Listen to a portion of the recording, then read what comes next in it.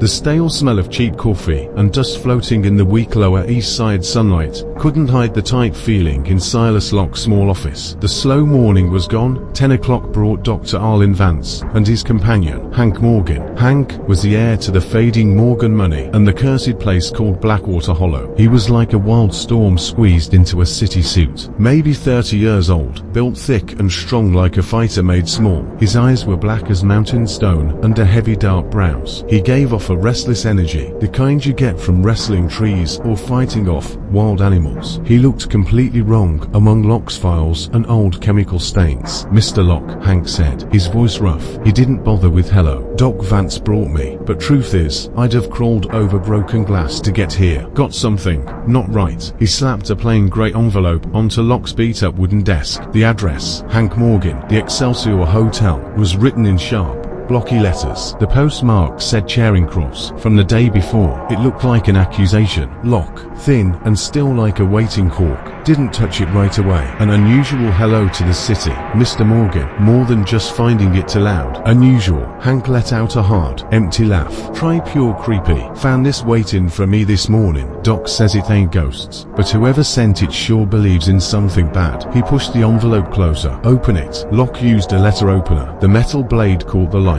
Inside was one sheet of cheap, rough paper. The message wasn't written. It was put together, like a scary note asking for money. "As you value your life, or your reason, keep away from the hollow." The words were cut from a newspaper, edges rough and stuck on messy. Only hollow was written by hand in a wild, ink-splattered way that seemed to scratch at the paper. "Sweet Jesus," Hank breathed, even though he'd seen it before. "Who does this? What the hell does it mean?" Locke's grey eyes, sharp as stone, moved over the message. "First, Mr. Morgan, who knew you were staying at the Excelsior?" "Exactly who?" Hank frowned. "Nobody. Hell, I only picked the Excelsior last minute when the cab dropped Doc off. Doc wasn't even staying there. My bags weren't even open an hour." "Interesting," Locke said quietly, a spark lighting in his eyes. "It seems someone unseen is watching your every move." He carefully lifted the note, holding it near the dirty window. "Dr. Vance, what do you think? Beyond ghosts?" Vance, a man whose kind eyes couldn't hide his worry,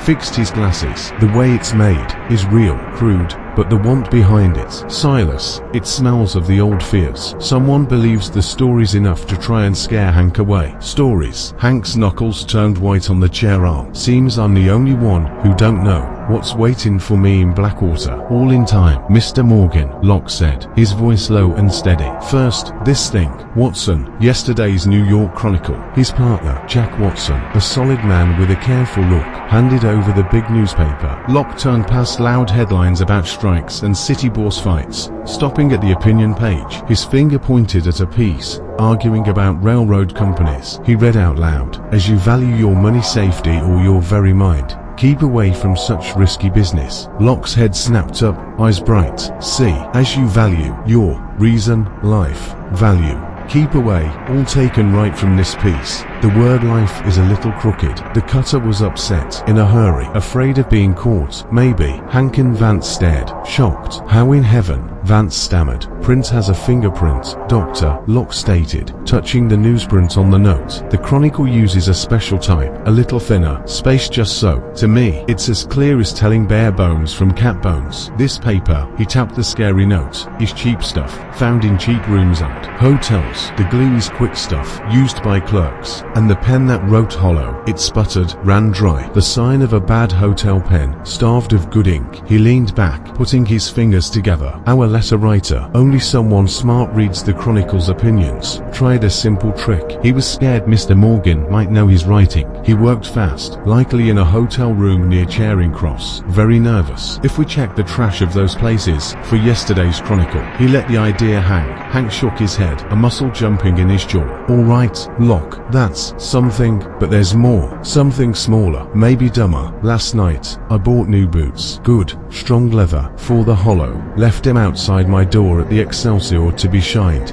Tan color. This morning, one gone, vanished, like it walked off." Vance waved a hand. A joke, Hank. Careless workers. Hardly like. He pointed to the scary note. Locke's look got sharper. Things vanishing. Dr. Vance. Even small ones matter, especially when they come with a threat. 1. New. Unused boot. Why? Not stolen. It's a sign. A nasty trick. Makes no sense, but feels deeply wrong. Did you see anything? Hear anything? Hank shivered a little. Nothing. Quiet as death. But when I picked up the one boot left, the floorboards near it felt cold, like a small wind, but only in one spot. Locke made a note. Interesting.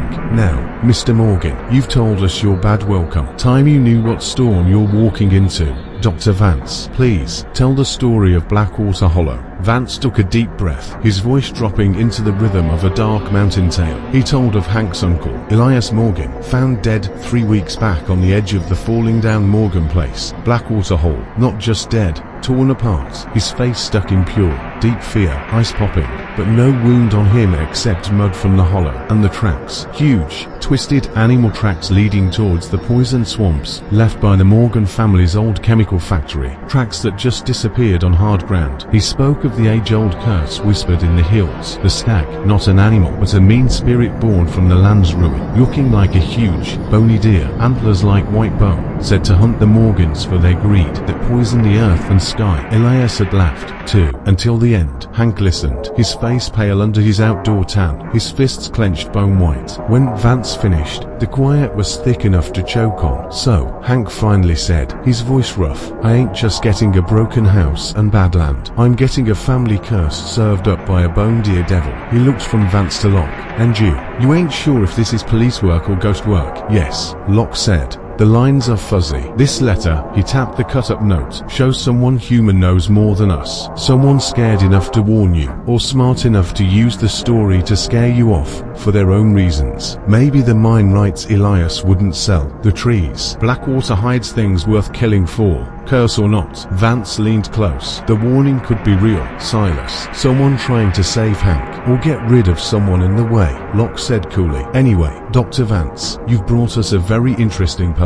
The question now, Mr. Morgan, is what you do next. Do you still plan to go to Blackwater Hall? Hank Morgan stood up to his full, solid height. The fear in his eyes was pushed aside by a fierce, family stubbornness. Locke, he said, his voice hard as mountain rock. No devil from below, and no man walking this earth is keeping me from what's mine. That lands in my blood, cursed or clean. I'm going. Color rose up his neck, the spirit of generations of tough Morgans burning in his dark eyes. But, hell, I need air, need to think. He pulled out a heavy silver pocket watch. Meet me at the Excelsior, 2 o'clock, lunch. I'll be clear-headed by then. He grabbed his hat, moving fast with trapped energy. The moment the door shut behind Vance and Morgan, Locke changed. The thinking man was gone, replaced by quick action. Your coat and hat, Watson. Now, he was a blur, pulling on his own long, grey coat. In 30 seconds, they were on the busy, dirty sidewalk. Down the block, they saw Hank's wide shoulders and Vance's thinner shape joining the crowd. Should I call them? Watson asked, breathing hard to keep up with Locke's sudden, hunting walk. No, Locke hissed, eyes locked ahead. Watch the watchers. They moved with the city, keeping a safe distance as Hank and Vance turned onto the loud, bright mess of Broadway. The pair stopped at a window showing shiny guns. Locke and Watson stopped too,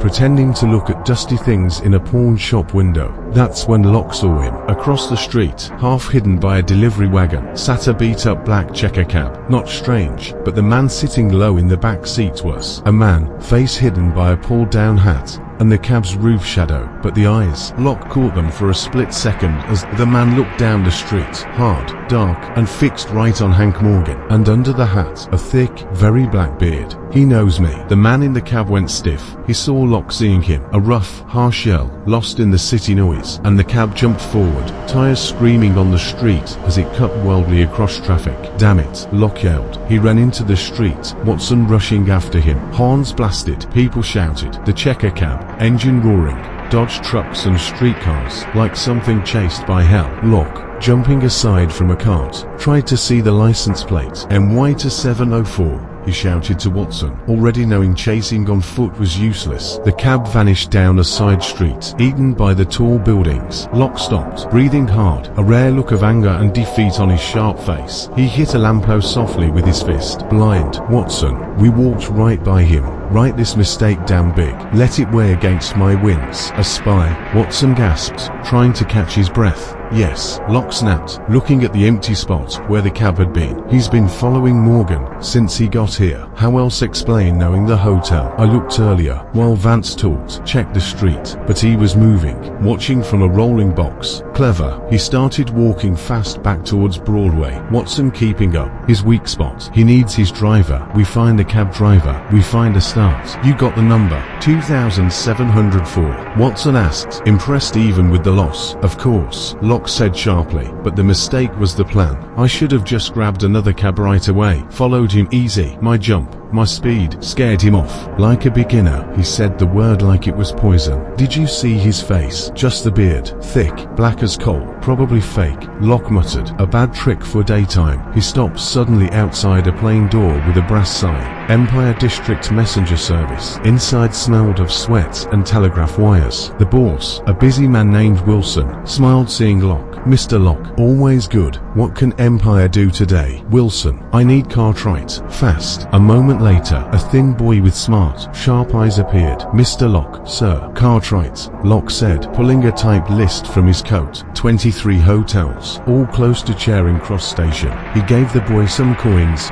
and a $10 bill. Go to each. Give the main man or desk clerk a coin. Tell them you lost an important wire yesterday, maybe thrown out with the trash. You need to see yesterday's paper trash. He pulled out a copy of the Chronicle, opening it to the opinion page. What you really want is a copy of yesterday's Chronicle with pieces cut out of this exact page. The words from our little job. Most will say it's burned. Some might let you look. If you find a cut-up paper, write down the hotel fast. Wire the news to Baker Street. He stared hard at the boy. Quiet. Cartwright. Very quiet. This is bigger than a lost wire. You got it, Mr. Locke. Cartwright put the money and list away, eyes bright with the fun of the chase. As they stepped back onto the street, the heavy weight of the cut-up warning and the quick, bearded watcher pressed down on them. The normal sounds of the city, the rumble of the train above, the calls of paper boys, now felt like a thin cover over something old, dark, and hungry, coming from the poison hills of Blackwater Hollow. Now, Watson,